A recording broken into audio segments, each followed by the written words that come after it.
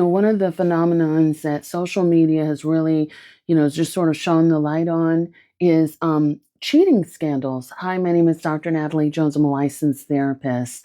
And, it's just there's just this phenomenon where cheaters are being exposed right and left on social media.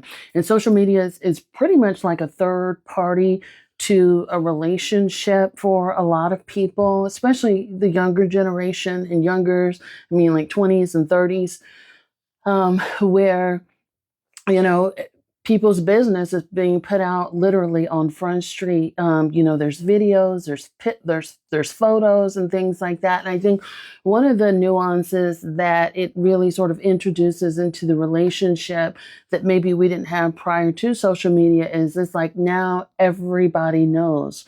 And so you can't go back to the dysfunctional okey doke that maybe you were doing before, where you maybe knew your man or your woman was cheating, but you stayed in the relationship, you hauled the kids along, and everybody just sort of stayed complacent and just, dealt with it, right?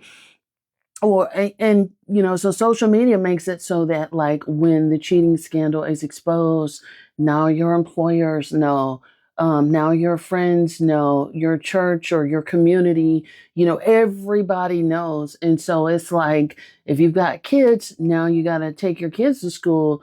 Whereas kids may have been left out of the conversation previously, now you got to take them to school and you have to have a conversation about it, right? Because teachers have seen it, their peers have seen it. And so now kids even have to be included as a part of their conversation. So what we're seeing play out in real time is actions have consequences, and they're lifelong consequences, because especially the bigger you are, right, or the bigger the reputation you have, no one is ever going to forget about it. It's going to really be captured and played over and over again.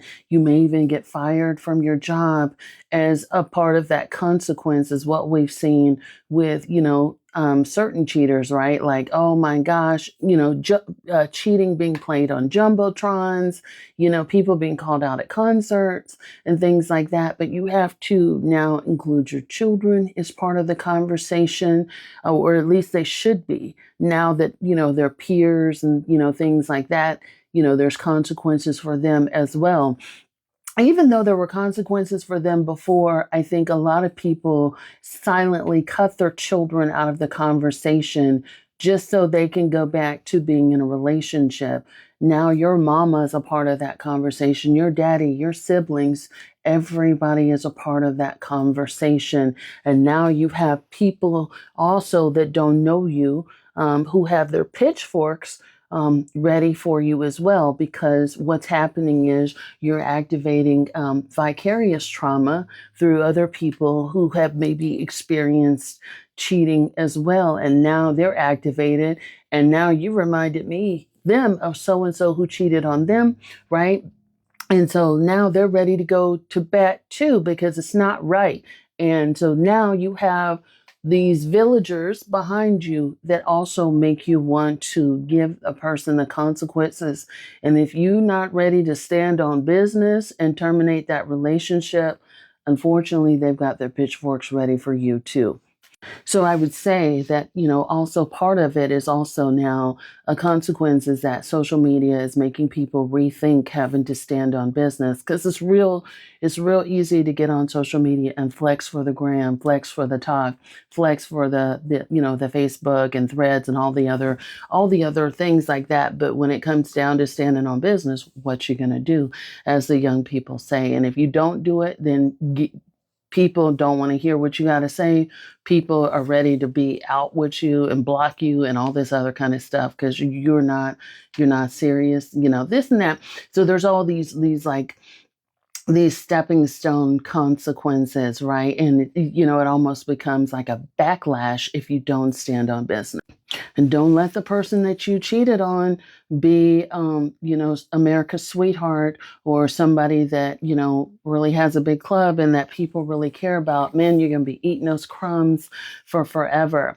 And, it's not going to be good for you, right? And it's just all these things sort of happen as a result of that. And you are soured in other people's mouths. Like other people now want nothing to do with you outside of, what they have to deal with you. And then even then there can still be some real big consequences.